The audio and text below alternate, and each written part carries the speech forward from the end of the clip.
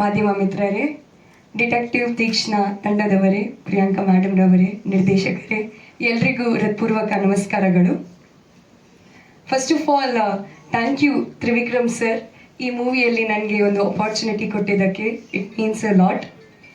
ಎಲ್ಲರೂ ಹೇಳಿದ ಹಾಗೆ ಈ ಸಿನಿಮಾದಲ್ಲಿ ನಾನು ಪ್ರಿಯಾಂಕಾ ಮೇಡಮ್ ಅವ್ರದ್ದು ಯಂಗ್ ತೀಕ್ಷ್ಣ ರೋಲ್ ಪ್ಲೇ ಮಾಡಿದ್ದೇನೆ.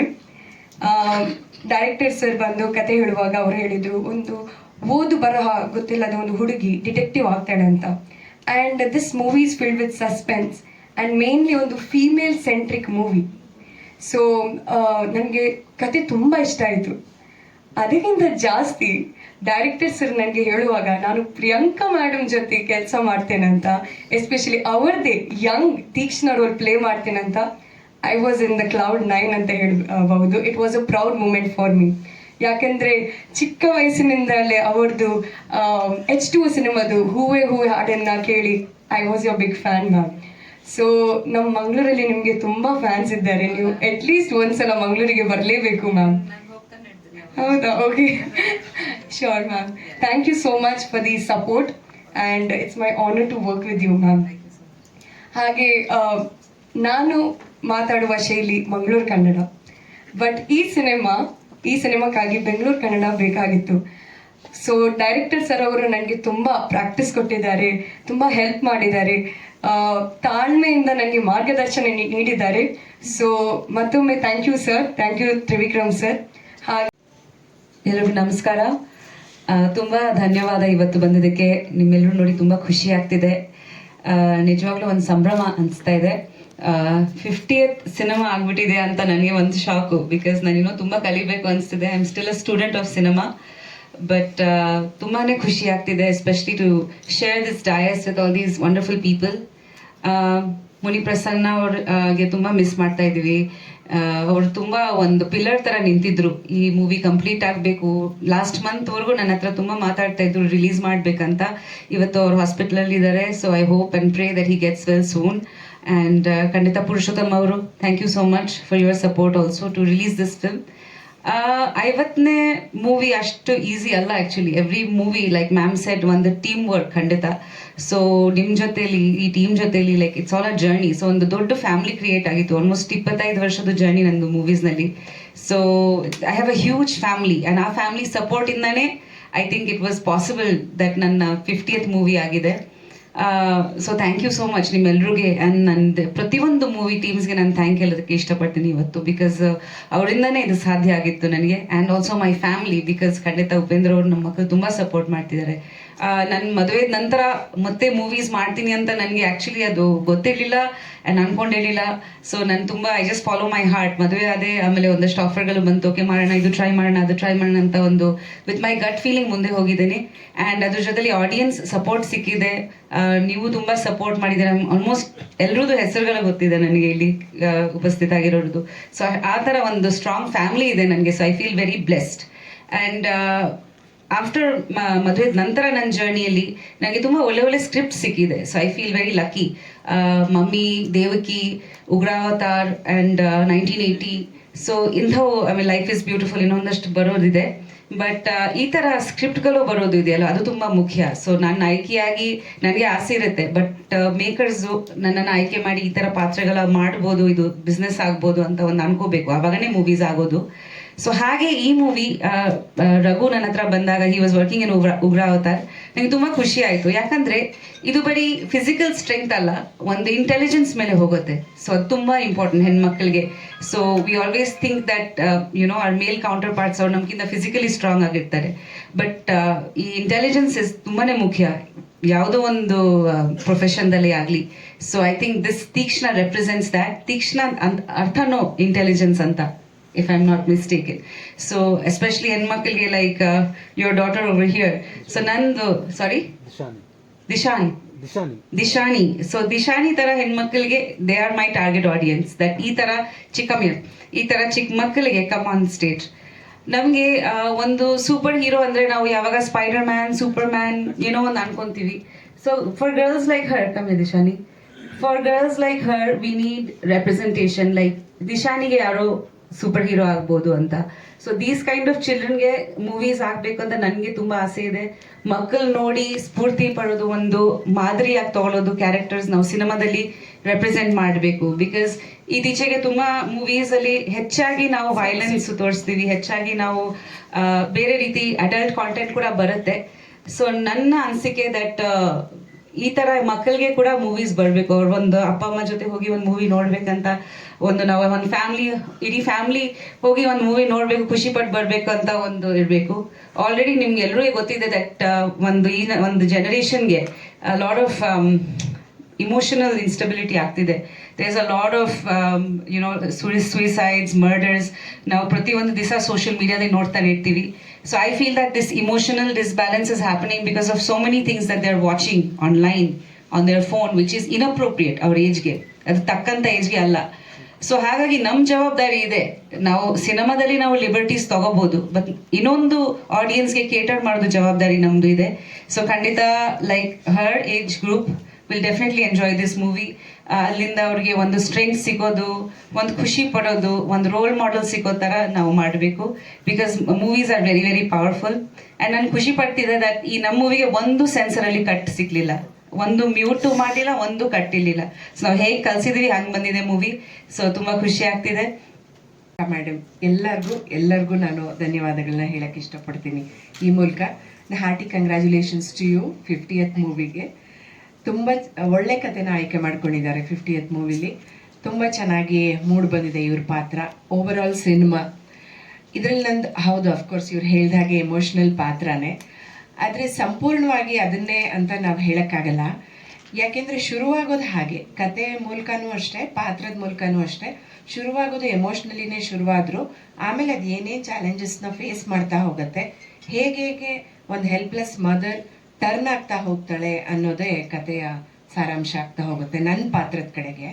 ಯಾಕೆಂದರೆ ಡಿಟೆಕ್ಟಿವ್ ತೀಕ್ಷ್ಣ ಅಂದರೆ ಒಂದೇ ಕೇಸ್ ಏನಲ್ವಲ್ಲ, ಬೇಕಾದಷ್ಟು ಕೇಸ್ಗಳನ್ನ ಅವರು ಡೀಲ್ ಮಾಡ್ತಾ ಇರ್ತಾರೆ. ನಮ್ಮ ಕೇಸಲ್ಲಿ ಬಂದಾಗ ಆ ರೀತಿಯಾದಂಥ ಕಥೆನ ತ್ರಿವಿಕ್ರಮ್ ಮಾಡಿದ್ದಾರೆ. ತುಂಬ ಇಂಟ್ರೆಸ್ಟಿಂಗ್ ಪಾತ್ರ ಏನಂದರೆ, ತ್ರಿವಿಕ್ರಮ್ ನಮಗೆ ಕತೆ ಹೇಳೋಕ್ಕೆ ಅಂತ ಬಂದಾಗ, ಈ ಪಾತ್ರ ನೀವು ಒಪ್ಕೋತೀರಾ, ಮಾಡ್ತೀರಾ, ಇರ್ತೀರಾ ಮೇಡಮ್, ಆದರೆ ಫುಲ್ ಸಿನಿಮಾ ಅಂತೇನಲ್ಲ, ನೀವು ಮಾಡಿದ್ರೆ ಚೆನ್ನಾಗಿರುತ್ತೆ ಅಂತ ಕೇಳಿದ್ರು. ನನಗೆ ಅವರಲ್ಲಿ ಫಸ್ಟ್ ಕಾಣಿಸಿದ್ದು ಸಿನಿಮಾ ಮಾಡಬೇಕು ಅಂತ ಅವರಲ್ಲಿರೋ ಒಂದು ಛಲ ಮತ್ತು ಶ್ರದ್ಧೆ. ಮಾಡ್ತೀನಿ ನಾನು ಇದನ್ನು ಅನ್ನೋ ಒಂದು ಛಲ. ತುಂಬ ಚೆನ್ನಾಗಿ ಕತೆ ನರೇಟ್ ಮಾಡಿದ್ರು, ಅದರಂತೆಯೇ ನಡೆಸ್ಕೊಂಡು ಹೋದರು. ಎಲ್ಲೂ ಏನು ಹೇಳೋದೊಂದು ಮಾಡೋದೊಂದು ಆ ಥರ ಏನೂ ಮಾಡಲಿಲ್ಲ. ಅವ್ರಿಗೆ ತುಂಬ ಒಳ್ಳೆ ಸಪೋರ್ಟಿವ್ ಪ್ರೊಡ್ಯೂಸರ್ಸ್ ಸಿಕ್ಕಿರೋದ್ರಿಂದ ಕತೆನೂ ತುಂಬ ಚೆನ್ನಾಗಾಯಿತು, ಸಿನಿಮಾ ತುಂಬ ಚೆನ್ನಾಗಾಯಿತು.